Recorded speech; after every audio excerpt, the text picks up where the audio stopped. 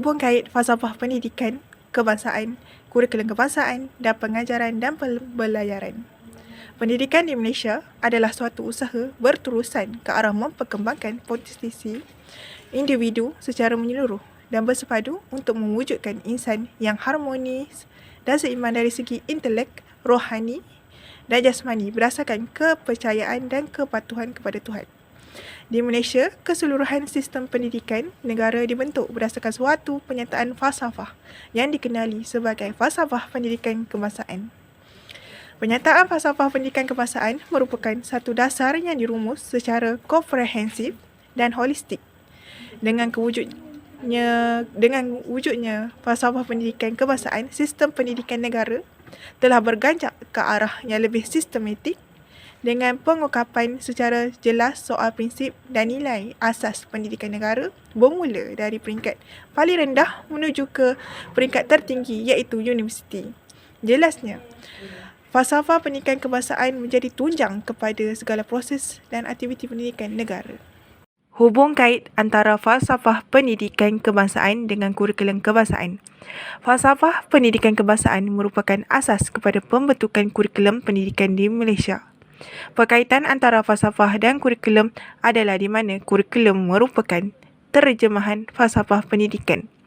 Tanpa falsafah, sesuatu kurikulum pendidikan itu adalah tidak mempunyai asas. Hala tuju kurikulum adalah bergantung kepada falsafah pendidikan. Di dalam falsafah pendidikan kebangsaan terdapatnya kurikulum kebangsaan di mana 3 pecahan kurikulum kebangsaan mengikut kepada tahap pendidikan di Malaysia, iaitu yang pertama, kurikulum standard prasekolah kebangsaan merujuk kepada pendidikan bagi murid-murid umur 4 hingga 6 tahun. Kedua, kurikulum standard sekolah rendah merujuk kepada kurikulum rasmi secara menyeluruh di seluruh sekolah rendah. Dan yang ketiga, kurikulum standard sekolah menengah merujuk kepada kurikulum rasmi secara menyeluruh di semua sekolah menengah.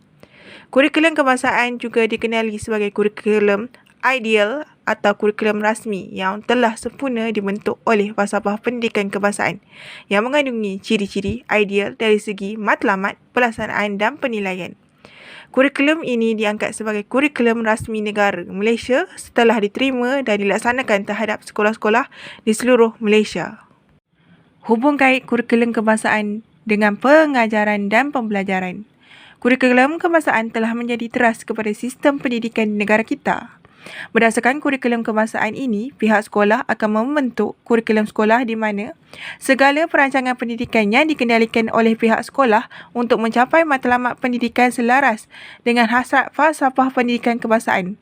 Kurikulum sekolah meliputi bahagian rancangan pelajaran tahunan RPT dan rancangan pelajaran harian RPH serta segala kegiatan pengajaran dan pembelajaran di bilik darjah.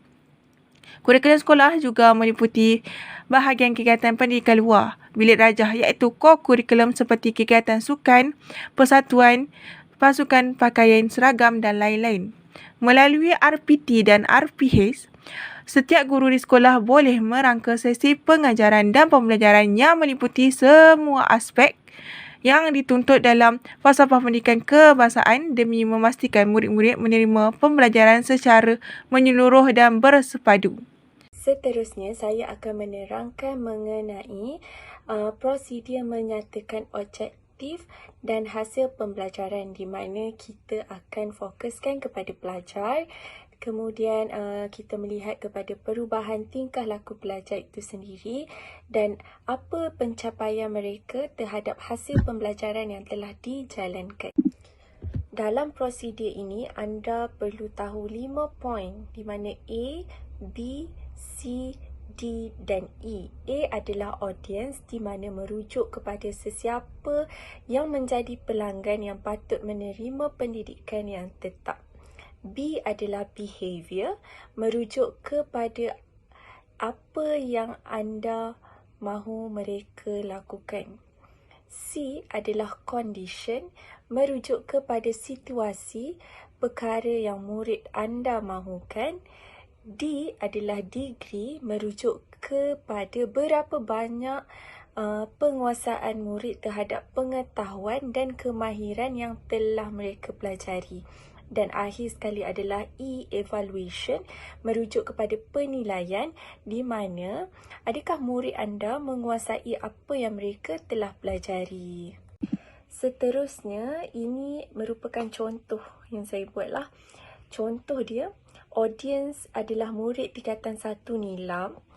Kemudian adalah behavior. Behavior ni apa yang guru nak untuk murid dia buat. So, guru nak murid dia senaraikan.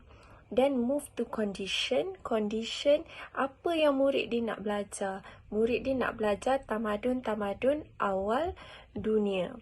So, degree dia, degree apa tahap, sampai mana tahap kefahaman student dia selepas tamat pembelajaran.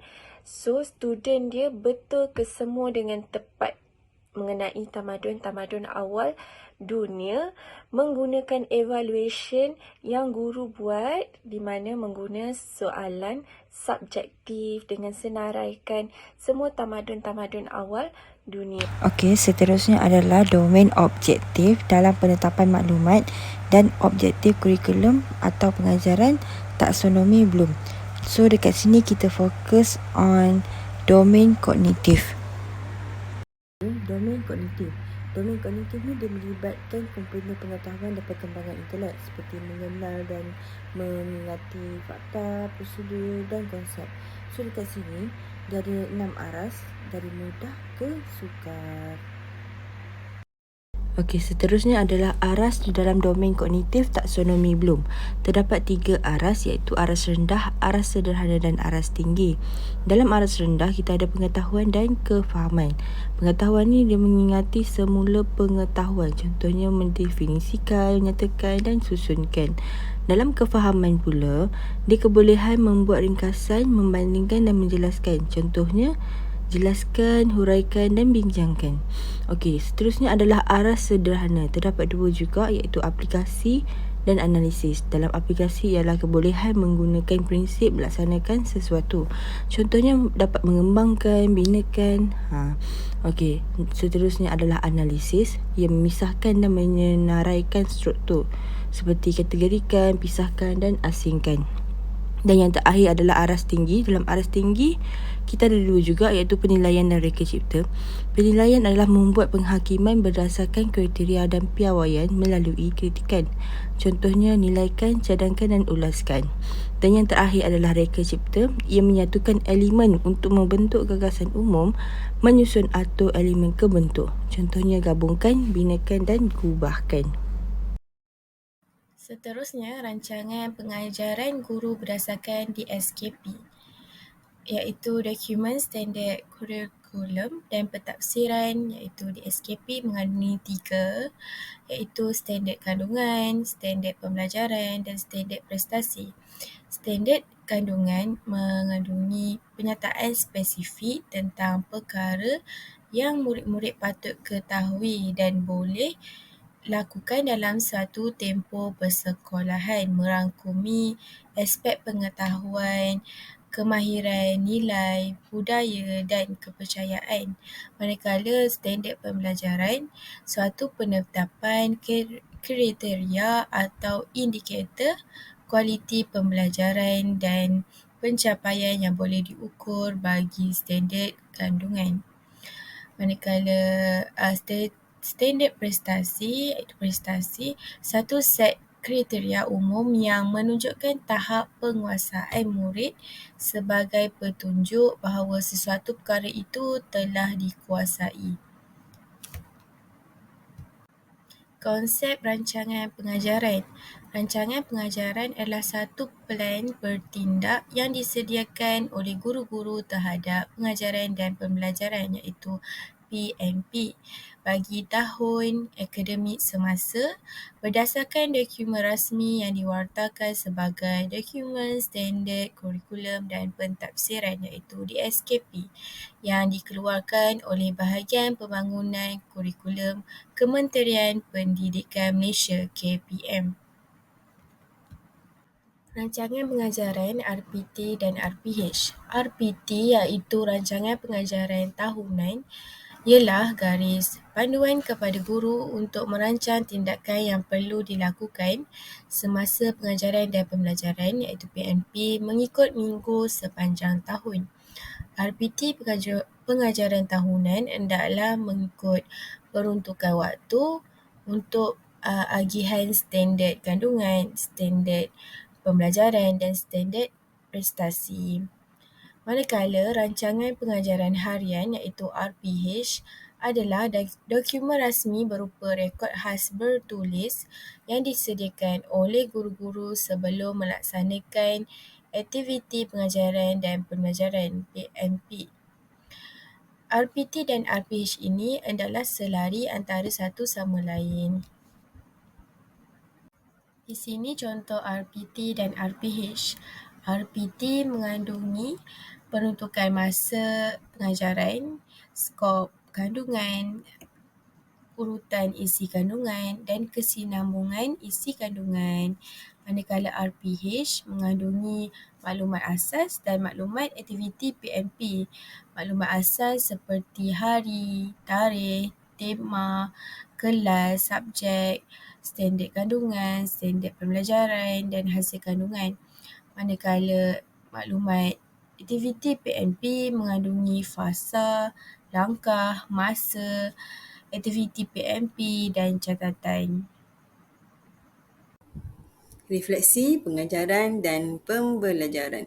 Pengertian refleksi iaitu menerangkan pengalaman dalam minda apabila menggunakan teori yang berubah menjadi praktikal. Secara amnya, pengalaman hidup peribadi seseorang itu secara khasnya proses kognitif aktif secara sedar menyelesaikan masalah praktik, iaitu satu proses menganalisis, merenung dan mencari alasan. Seterusnya, membuat cadangan dan tindakan untuk memperbaiki diri secara berterusan.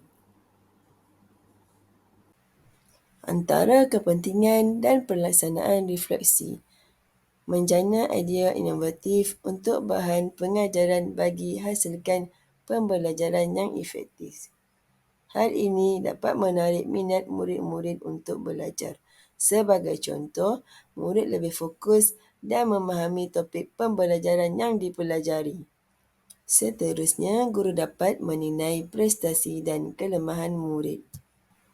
Sewaktu di dalam kelas, guru dapat melihat keaktifan setiap murid serta prestasi mereka. Secara langsung, guru dapat mengenal pasti potensi serta kelemahan murid melalui pemerhatian di dalam kelas. Seterusnya, boleh menyelesaikan masalah pengajaran dan masalah murid.